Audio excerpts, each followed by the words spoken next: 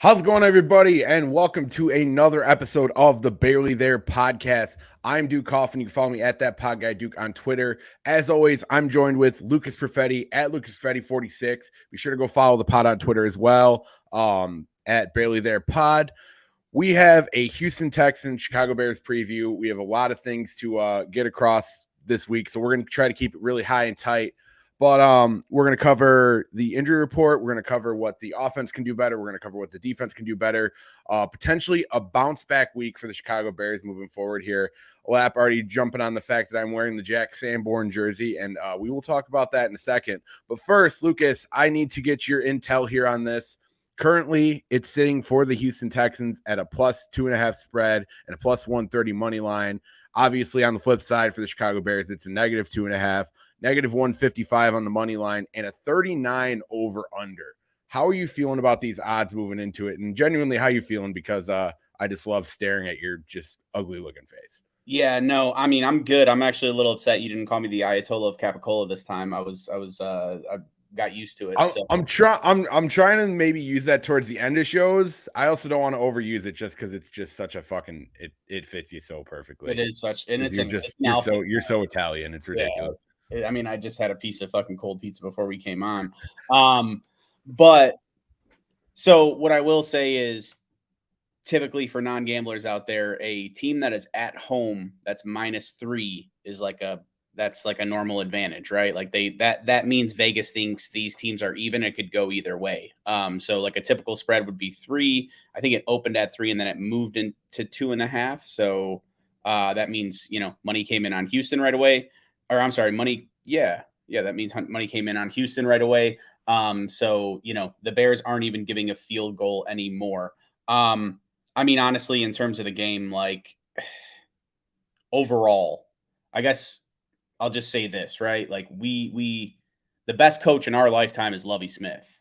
And I've said on this podcast and numerous podcasts many times, Lovie Smith always, when I was a fan, gave me that feeling that there's an any given Sunday type moment. So like, this is not an opponent that you can look over, because I do believe a Lovie Smith coach team is disciplined, plays hard, and is one of those teams that can win games they shouldn't. I think the Bears should win this game, but I don't think their opponent to just look past. They do have some talent on this team overall. Yeah, and I mean, I don't quite understand where people are coming with that. I think people kind of lose sight of like how disciplined of a coach Lovie Smith is.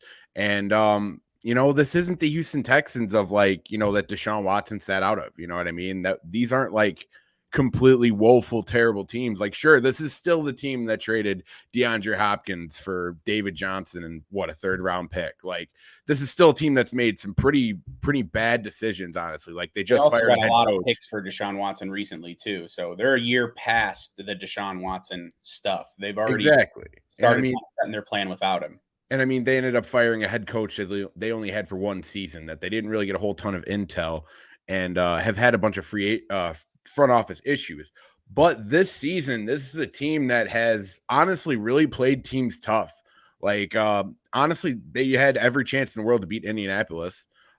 They really went on, they went on the road and played Denver insanely tough, to the point where, like, I mean, I'm not saying Denver's very well coached right now, because I don't think that's a secret, but it's still a Denver team that has an absolute ton of talent on the roster. Honestly, probably more talent than the Houston Texans have right now. I don't know why the fuck I came up with Astros.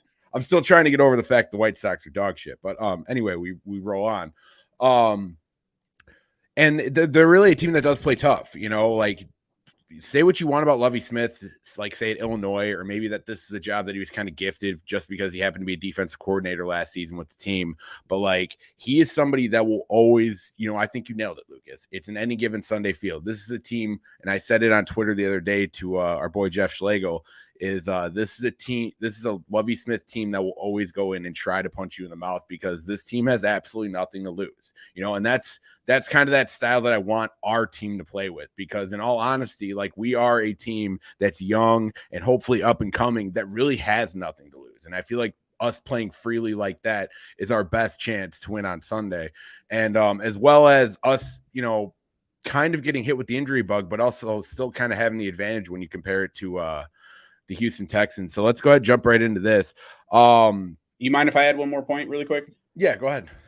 So overall feel of this game, and this ties into the over-under that you have at 39.5, that's a low over-under. And it seems like the under's the pick, because if you look at it right now, a stat came out, I think it was Brendan, our guy Brendan, I'm going to butcher his last name, Brendan S. I'll just say Brendan Sagal, I think. Yes, if that's what it is.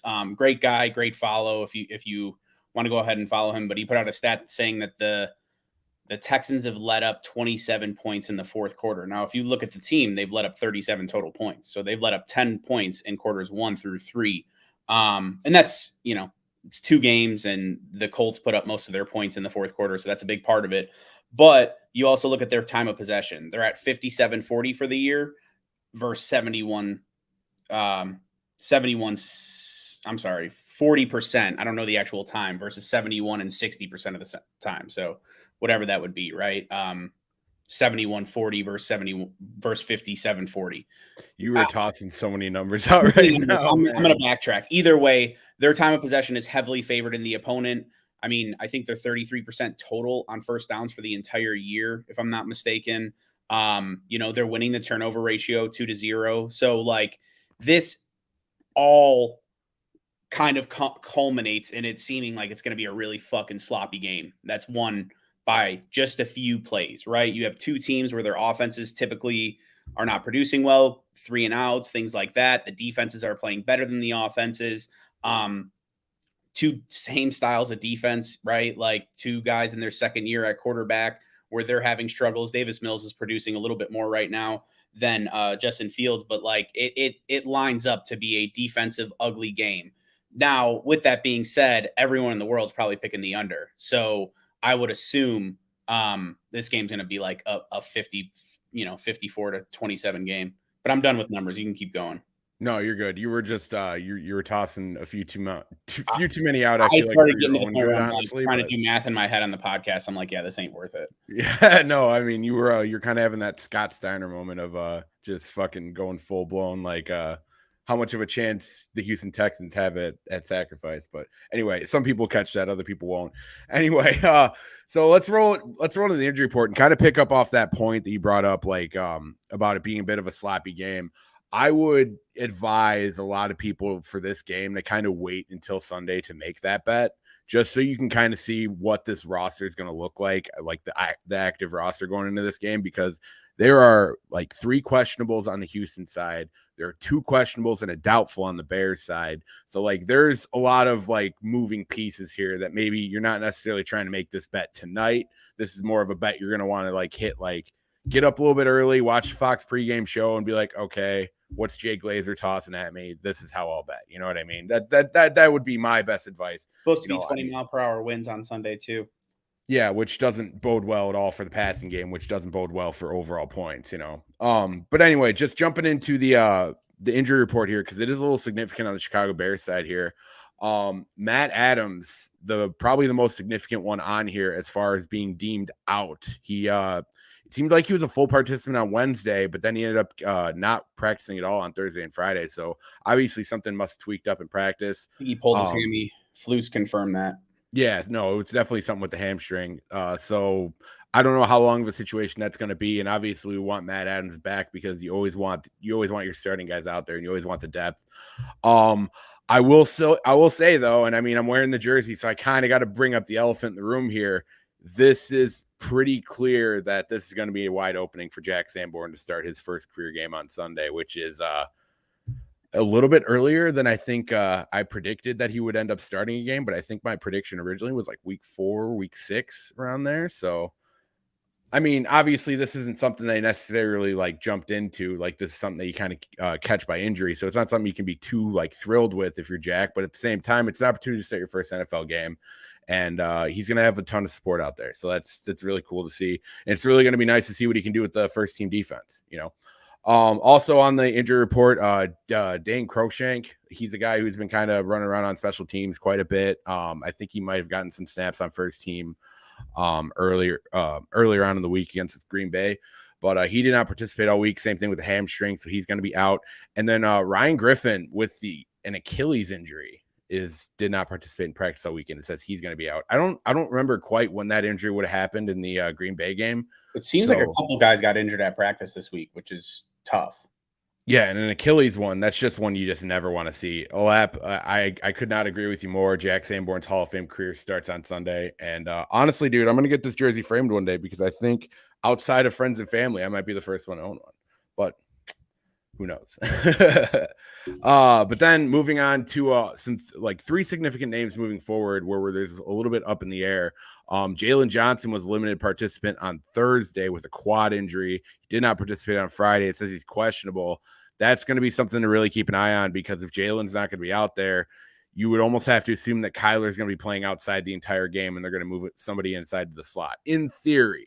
Otherwise, the other move that I feel like that would be potentially Lamar Jackson playing outside, but I still feel like you're just far better off getting Kyler Gordon those outside reps anyway because he's already on the field almost 100% of the time, so we're going to kind of see how that ends up playing out.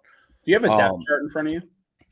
I don't. I know Lamar wasn't active for the last game, but I do know that they like him as an outside corner, and it would seem Lamar like Jackson is listed behind Jalen Johnson. So yeah, that is like the kind of like what I was alluding to, Lucas, is if it does end up happening where Kyler doesn't play, like they don't move Kyler outside, they just keep him inside on nickel sets and whatnot. It seems like Lamar would be that guy that would come in because that's kind of how he was being used during the preseason as well. So take that as you will. Good athletic guy. I actually really like Lamar Jackson, but that'll be a really big test for him if he does end up seeing the field, which I'm assuming if Jalen is out, which hopefully he's not, knock on wood, but that's going to be a really interesting matchup, especially with a guy like Brandon Cooks going against him. And then Velus Jones, there was some optimism they could potentially play this week. He didn't participate on Wednesday, but he was a limited participant the rest of the week. So while he is sitting at doubtful, crazier things have happened. We could potentially see the official start of Velus Jones' career, but I would assume that that's going to be better suited for next week. And then we have Roquan. Bears on tap, like Velus guy. Just keep him on ice. Like keep him coming back slow. I don't want him to re-injure it and then be out for 4 weeks. That's my opinion. Yeah, an official barely there guy for sure, no doubt. And then Roquan Smith, he looked like he might have tweaked the hip. This is something he's been dealing with for a while. And obviously something was up in the Green Bay Packer game, especially once he got to the fourth quarter where something just kind of seemed off with him. Did not participate all week and is sitting at a game status of questionable. I'd love to be the optimistic guy and sit here and say that Roquan's going to play or that they're just trying to, get him ready for game day, or he's one of those guys that can just show up on game day, which I'm not saying he can't because I truly believe Roquan is one of those guys, but I would have a hard time really having a lot of confidence that he'll play on Sunday. If he did, it would be by necessity, and you don't play one of your better players on defense by necessity that, especially this early on in the season, Yeah. Yeah. Do you have the Texan side of things too, or do you need me to grab it? No, I got it. I was just seeing if you want to add anything. You're just kind of staring at me with that. No, I'm sorry. I'm an asshole. I'm looking at the depth chart of the Texans and stuff. Like I'm just looking at Texans stats, still doing math in my head. That's my bad. No, it's all right. Hey, man. After the meltdown a little bit earlier, I'm just glad you're doing math in your head while I'm talking. No, exactly. So there is a couple names on the Houston Texans side of things. Malik Collins is sitting at questionable. He's actually been a pretty good contributor with them. He didn't participate on Wednesday or Friday, but he was limited participant on Thursday. I would say I'm bearish on the fact that he would actually play. Jerry Hughes was listed. He's going to play. Brevin Jordan, tight end. He did not participate all week. He's going to be out. Isaac Yildom, that's actually a fairly significant one because he's a pretty good contributor on defense. Did not participate all week, and he is going to be out on Sunday. That's definitely going to be something that the offense is going to need to capitalize on. A couple other guys on here. Davis Mills, I will say he was full participant all week, but he has been listed with a right thumb injury, so potential with the wind with maybe not him being able to get all that power into his throws with a thumb injury. That's going to be something that's going to be interesting to pay attention to. Farrell Brown, tight end, he did not participate on Thursday, but he's full participant on Friday. He's listed as questionable. Austin DeSellis, he's an offensive tackle for him. He was limited on Thursday. They shut him down on Friday, and he's officially going to be out. So potentially another spot in the offensive line to be able to capitalize on. And Kurt Hinch did not participate all Thursday or Friday. Looks like he suffered a foot injury on Wednesday, and he's sitting at questionable. Steven Nelson, though, probably their best corner as far as like resume-wise. He missed practice on Friday, but he will end up playing on Sunday. Yeah, that's a lot. That's a lot to digest. Yeah, sorry. I mean, I wasn't trying to just fire it out. I hate being the guy to just list stuff off on the injury report. So I guess like probably the biggest names I see here is Malik Collins being one of the bigger ones. That would be a big spot up front that they would have a really hard time filling. He's been a guy that's been a pretty good contributor for them. I really like Malik Collins and what he's done. He plays 3-tech for them, right? What's up? He plays the 3-tech for him, right? I believe so. Yeah. Yeah. Yeah, I mean he's pretty good at he's got a nice little pass rush to him too, and I mean Lovie Smith's always going to have a creative front four to be able to get to the quarterback too, because that's where his scheme is really at its best, is when you can get a rush up front with the front four, because it allows everyone else to be aggressive. But yeah, outside of that, Isaac Yildom, that's a significant one, man. That's something that we really have to capitalize on. He's been a young corner for them for a minute, I believe so. And that's going to be a big one you really have to prioritize. And then Davis Mills, obviously it's not an injury that he's going to like miss time for, but a right thumb injury for a quarterback that always just that just takes a little bit of RPMs out of the engine, if I could say a motorist term there. Yeah, so, I mean, that's definitely not ideal for any quarterback to have an injury to their throwing thumb. I mean, what was that from? The opposable thumb thing, like I forget the movie, but they were talking about how fucking not having an opposable thumb can't work, or like you can't grab shit. I think it's actually Meet the Parents, really, but you know what I'm saying? That's just always been like one of those things anyway with like I think like monkeys or whatever, they don't have like the opposable thumb or whatever, and that's kind of like what throws them off. Really dragged out, sloppy way of saying that it's not good. Your thumb's your most important fucking finger, right? Like try to grab a glass with just your thumb and your ring finger, and then try to grab with all four fingers. It's not the same. So not ideal. We don't know the significance of that. Winds are going to be strong. I mean, fuck, man. Do we get into the breakdown of the game or what? Yeah, let's just hop right in. Like I said, Malik Collins, Isaac Yildom, Davis Mills, Austin Callis is going to be a big one too, but that's going to all really depend on what we're doing on defense. So, yeah, we can just jump right in if you want to take the lead. Yeah, and especially, I mean, I think like I was kind of getting at before, I think it could be a very sloppy game. One thing that the people like Duke and the people that want Justin Fields to throw the ball like 40 times this week, one thing that I have noticed is the Texans give up a lot of rushing yards. They've given up like 160 a game. They've given up a ton of first downs on rushing attempts. So it looks like that's kind of their thing. They've also gotten 3 sacks a game. So 6 total sacks, and they've given up like 370 rushing yards. So you would think that the running game and the success that the Chicago Bears had with it might be a continuance of that theme. Definitely need some well-placed shots, need to get some rhythm going for Justin Fields early for sure. Got to make him comfortable in the game. So you're not asking him if something happens where you go down 10 and there's only a quarter left and you're like, okay, now start throwing the fucking ball. Like definitely got to make sure to work those shots in and get him in rhythm. I think Trent Dilfer actually did a great interview on 670 The Score or whatever it was. I don't know. I saw a clip of it on Twitter, but I went and watched the whole thing, and he was just talking about how like he was a fucking gunslinger. You know what I mean? And that's why I was saying with you, like I sympathize with you in terms of his development last episode, right? Like wanting him to throw the ball more.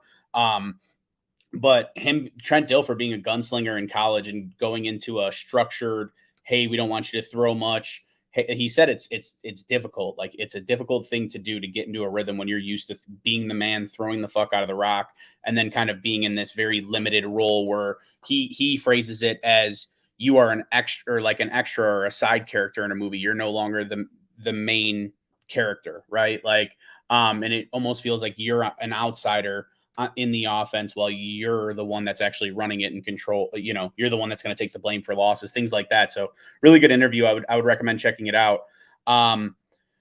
But yeah, man, I think realistically, like when you look at their rushing defense, the possibility that their best defensive lineman might be out, like I would assume that the Bears' game plan is to get after him. With all that being said, I mean, Eberflus, I feel like one of the most reoccurring themes in his press conferences this week is highlight the skill, highlight the skill, highlight the skill. You've heard it 100 times. We need to highlight the skill. We need to get Mooney targets. We need to get Kmet targets.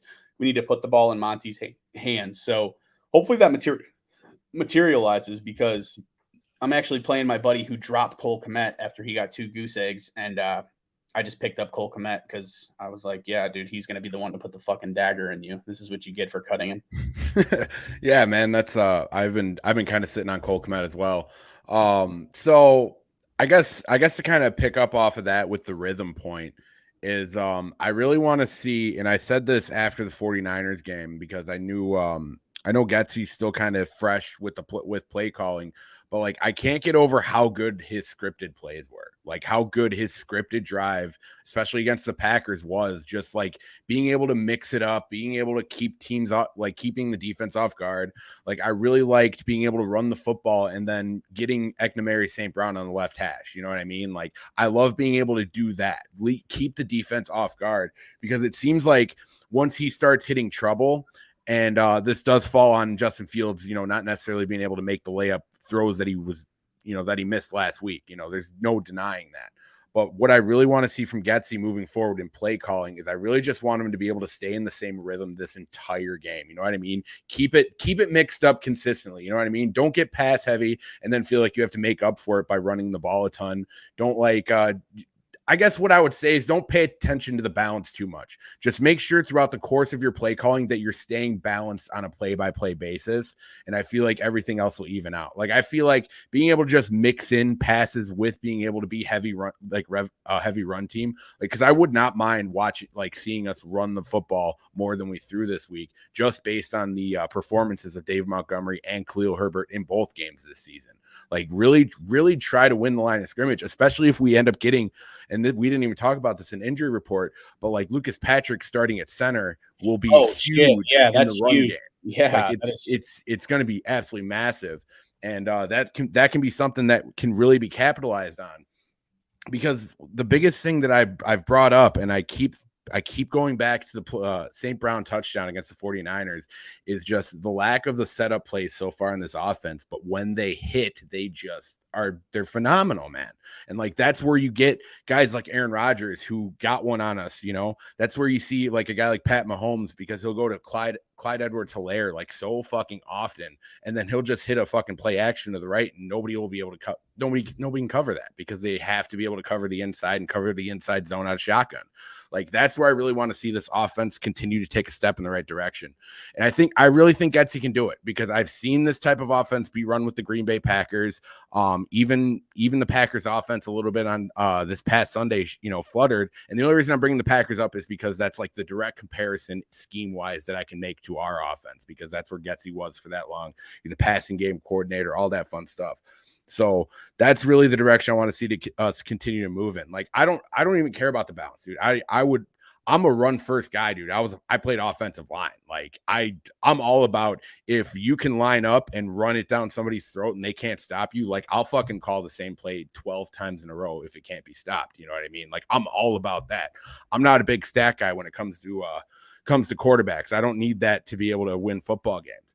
But I do like the idea of being able to set the tone up front with the absolute maulies like Tevin Jenkins and Lucas Patrick and Cody Whitehair, who's very strong in run blocking as well, and a guy like Larry Borum, who's probably at his best when he's run blocking.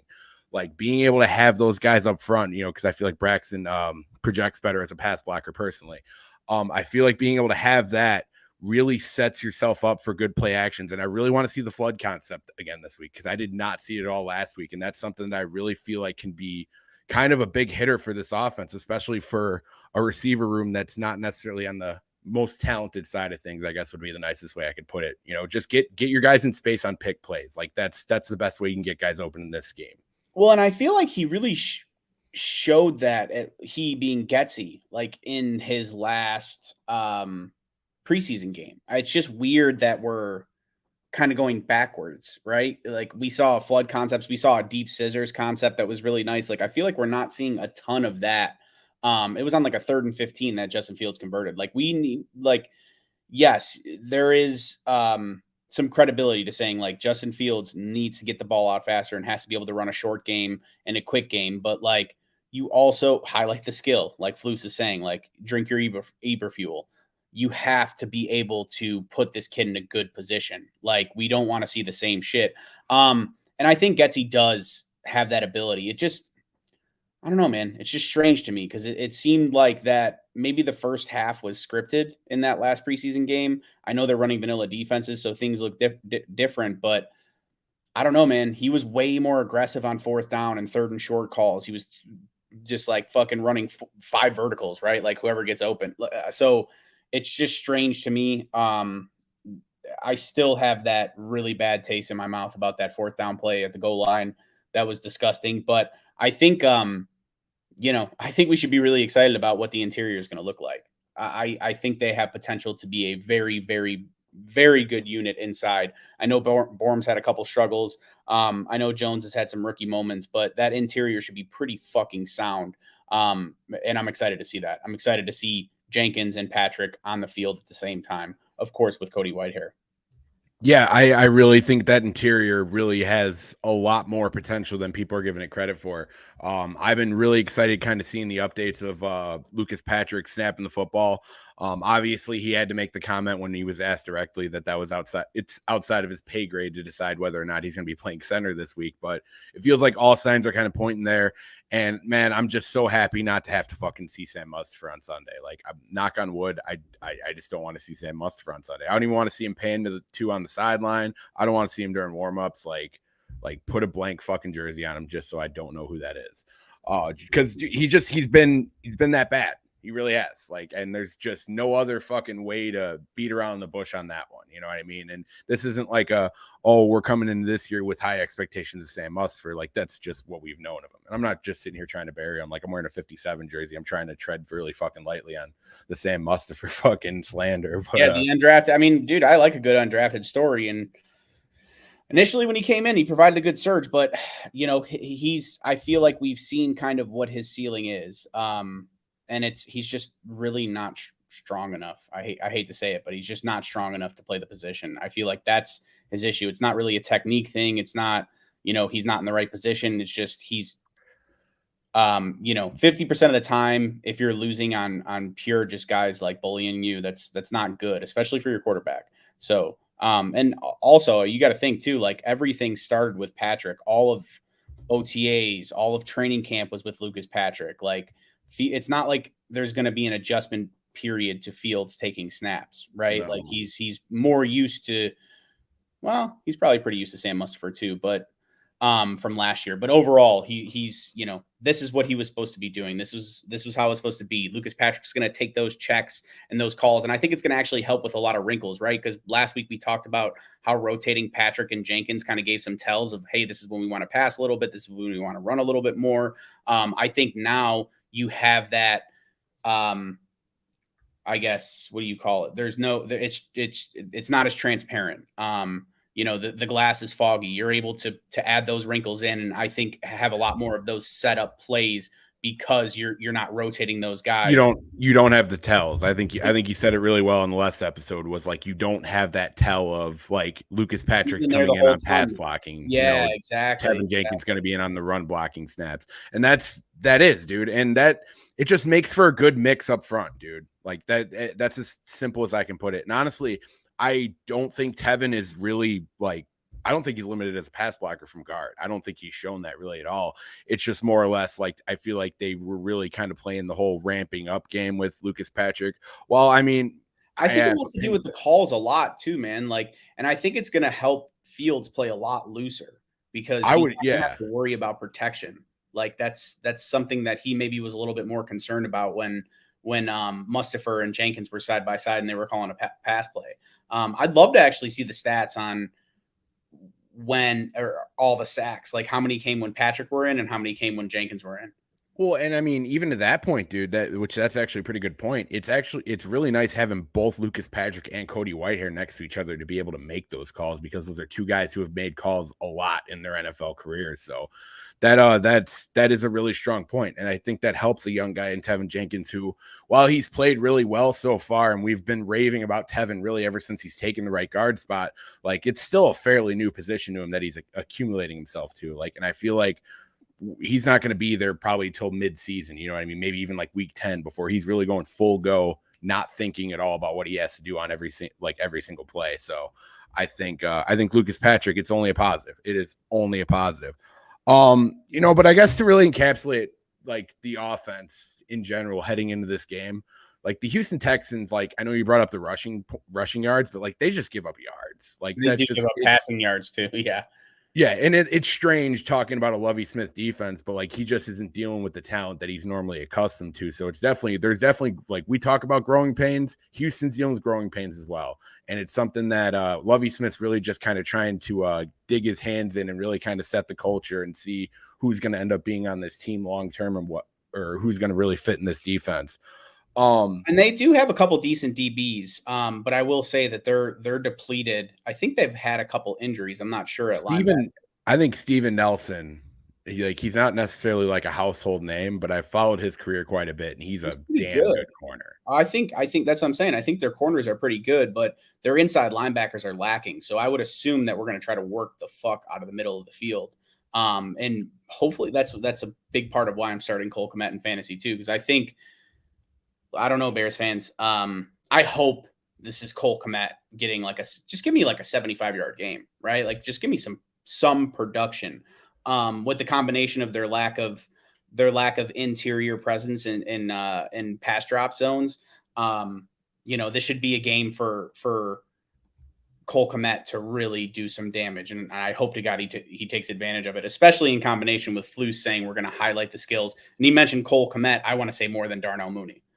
Well, dude, and in all honesty, dude, this is just a game where I feel like the offense everyone needs to kind of show up this week. In all honesty, like this is a great opportunity. Like I'm with you, Lucas. Like I love Lovie Smith. By the way, shout out to Lovie Smith, like one of my favorite Bears coaches of all time. Honestly, he doesn't get enough credit for being like number 3, I guess. I think I would put him as like the all-time Bears coaches, because it's Hallis and Dicka.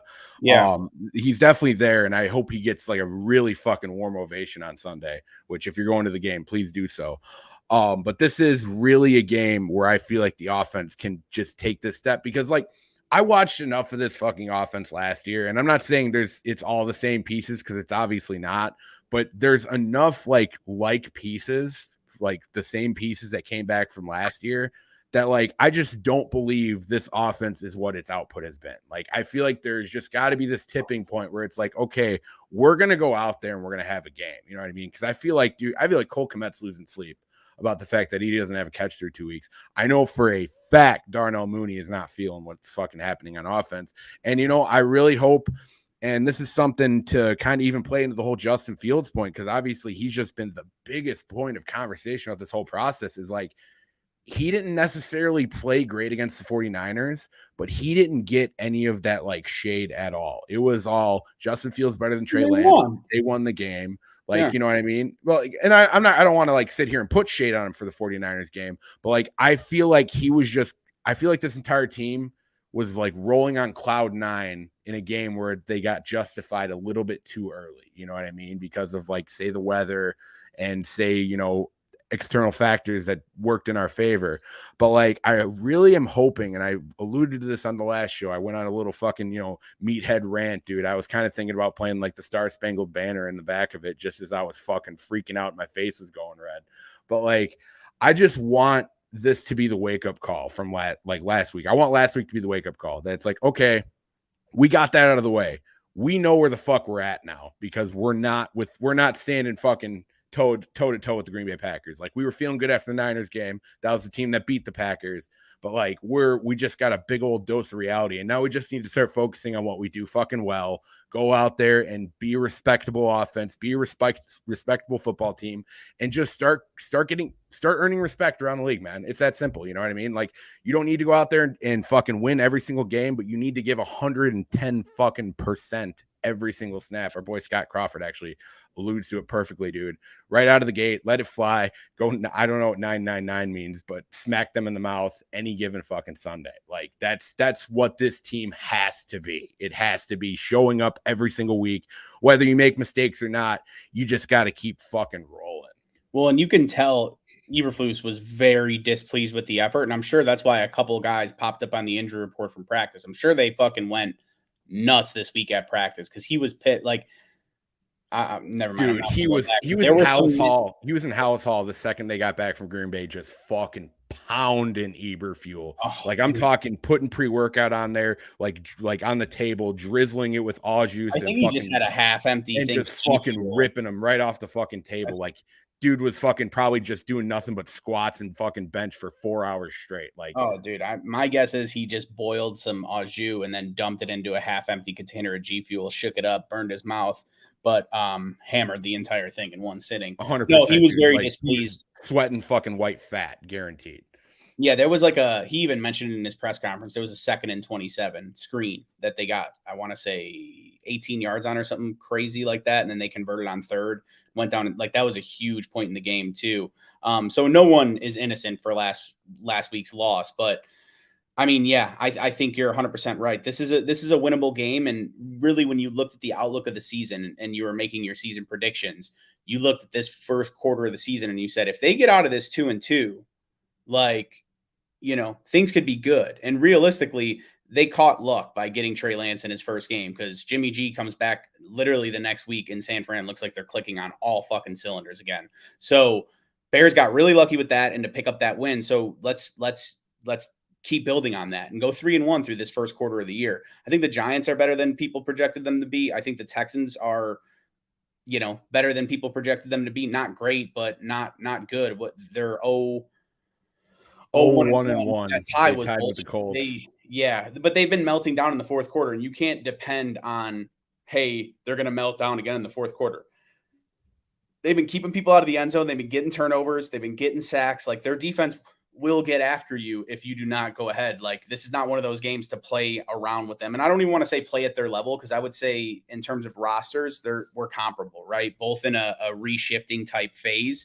So this is why it's a good gauge, right? This is a really good measuring stick. If they come out and punch these guys in the mouth, then you're like, okay, we're a little bit better than we thought we were, right? Like, we're a year past Houston, and they're in their second year of the rebuild. So maybe we really can't, like, I think this is a big momentum game, not only for right now, but looking at the future. And then that salary cap starts coming into play. You're like, okay, we're actually better than a team that's fully stripped down. Like, there's some shit we could work with here. So I'm really just excited to see what the Bears are able to do. And like I said, it's not one of those teams to play to their level, quote unquote, but because it could be a game that you end up losing. You got to come out and you got to act like you did the last time you played the Texans when Deshaun Watson was still there. Just beat the fuck out of them, dude.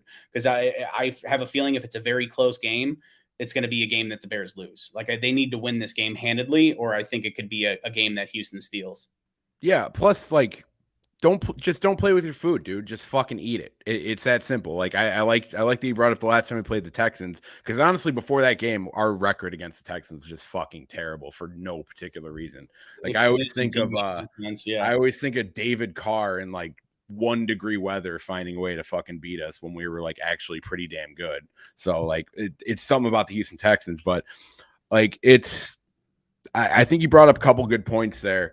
And it's why, like, me and you have just been really fucking realistic through the whole process. Like, we're honestly on the high end of like predictions as far as like the national media goes. When I say this team will finish 7-9 or 8-9, you say this team will finish 9-8. Like, I feel like that's just best case fucking scenario, because like you said, and Houston's kind of in the same ballpark as us, is like, there's pieces on our rosters, but like, it's just not a complete thing yet. You know what I mean? Well, even with a shitty, like play caller. There were teams last year on the schedule that you could definitively say our roster is better. We should win this game. I don't think you can really say that about many teams this year.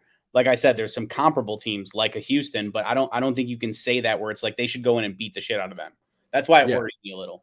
Well, and honestly, a game, if you want to look ahead to it, and like I know people will roll their eyes to it, but it's like that's why like I really want to see us really drive home the fact that we're playing hard on every single snap, because like a team like the Detroit Lions will take advantage of something like that, because they've been taught in that sense, dude, and they show it on paper. You know, even games that they're losing, they're going full bore all fucking game, finishing to the football, playing hard because they know they have absolutely nothing to lose.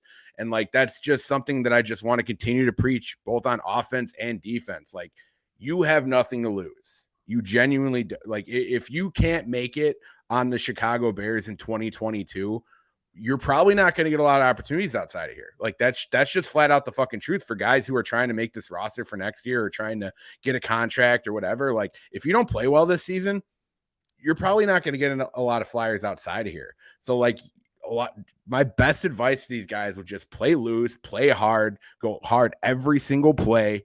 Like take advantage of the fact that you probably have the slightly better matchup here, take advantage of mismatches and just fucking leave it all out there. Like don't toy with the Houston Texans just because they are considered a bottom feeding team, that because they're at the lower echelon of the league, because we're closer to the Houston Texans than we are far away. And you just need to be able to get out ahead quick, stay ahead, have defense lock it down, and really just take it to them.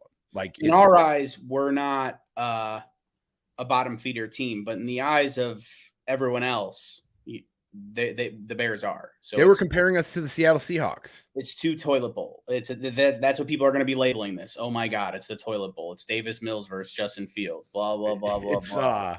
Actually, my boy urinating tree on YouTube, he'll refer to it as a tank bowl 100%. Yeah, like it's just one of those games, right? So even our perspective might be different, but from a national perspective, yeah, it's looked at as two very bad teams playing each other. So yeah, no, it's just something you have to go in there and win. Like I'd be very worried about the trajectory of this season if they went in there and threw up another fucking stinker, because there's going to be advantages to be had. And like you said, the defensive backs are pretty good in terms of their corners. So I don't know if this is necessarily like a Mooney game or in a Pringle game, but even still with Stingley being the third overall pick or whatever he was, I think, he's a rookie. He's going to have a chance to be exposed. He's not like some lockdown corner entering the league. So I don't know. I just feel like that middle of the field is going to be wide open. And if the lap is right, bold prediction, first play of the game will be a play action and they'll take a deep shot. They'll set the tone. Lovey's going to try to stop our running game. If they really are trying to stop the running game, I think that middle of the field, our slot receiver is going to be able to be well. I guess more Pringle is our slot, and I would say ESB is kind of the outside X guy. So maybe ESB and Mooney don't produce that much, but I truly think that's why I hope Jensen's healthy as well, because I truly think both tight ends need to be involved a lot, because that's just where their weakness is. It's just plain and simple. Just expose their weakness. Don't play with your food. Just eat it. I like that term a lot. Term a lot. It always reminds me of Harbaugh, right? Like he had the one interview where he ran the ball 13 times in a row, same play. And they were like, why did you stop running it? And he was like, because it was a touchdown. Like if sometimes you just got to be a dumb football guy. Which luckily we don't seem to have any brainiacs. We seem to have a lot of just cock and balls guys. Like, Yeah.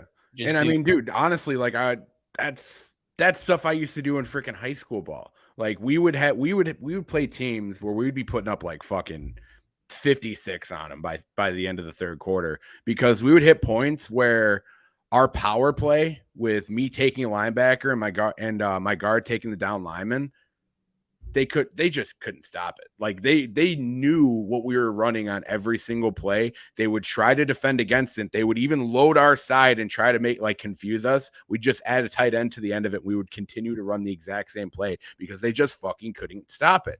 And while obviously guys like Matt Nagy, who like to reinvent the fucking wheel, are probably ripping any little fucking hairs out of their beard because they have none on their head over the fact that you could call the same play that many times in a row. But like, dude, if it works, it works. Like, and that's like, I know it's just the most meat and potato shit ever, but like, that's the type of like culture we need to build with this team. Like, we need toughness. We need that type of like, we're going to win the line of scrimmage and we're going to dare you to fucking stop us. And then when you finally do load up that much to stop us, we're going to kill you over the fucking top because Justin Fields is at his absolute best throwing the ball downfield. So like, that's really the key to success for me. And yeah, dude, it's just football, baby. It's that simple. It's just football. You want to do bold predictions and score prediction? Yeah. Eddie Jackson will have an interception in this game. Okay. That is my bold prediction. I'm not there yet where I maybe like called my shot in the past and almost fucking nailed it because I don't want that shit to get called back. But I think Eddie has, even in the Packers game, was having a really fucking good time of it.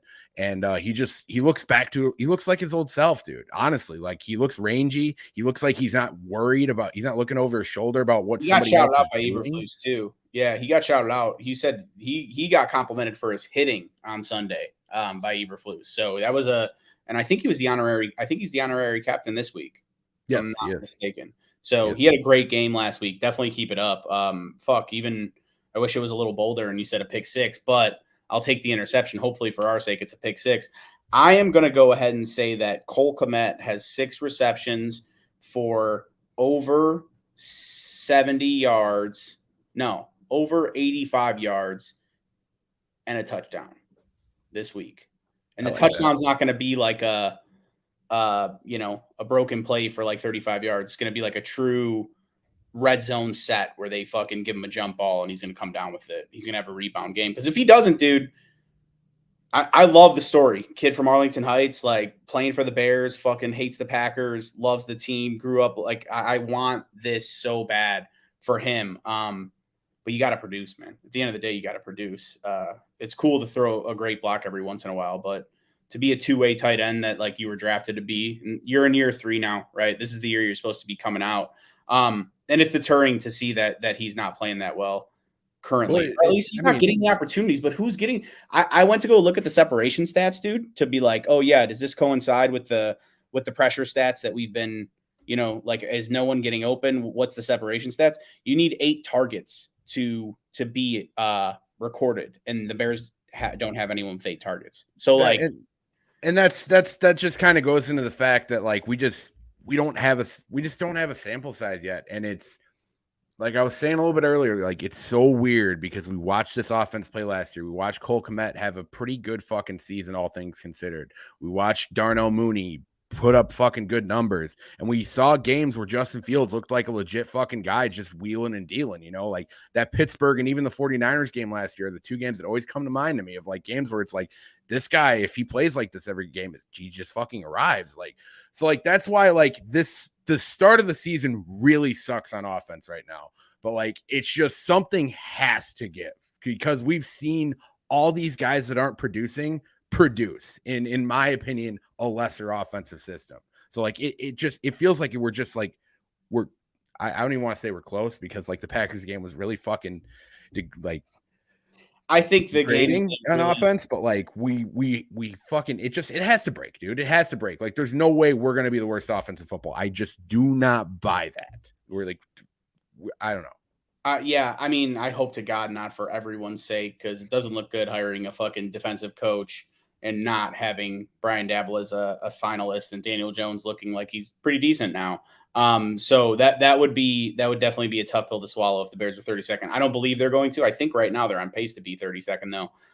At least in terms of the passing offense. So by a wide margin right now. Yeah, that's unfortunate. But I don't see anything crazy happening in terms of the passing game this week. I do think it's more of a running week. I think the Giants next week is going to give the Bears a lot more of an opportunity to air it out a bunch. But like even still with Cole Kmet, I know.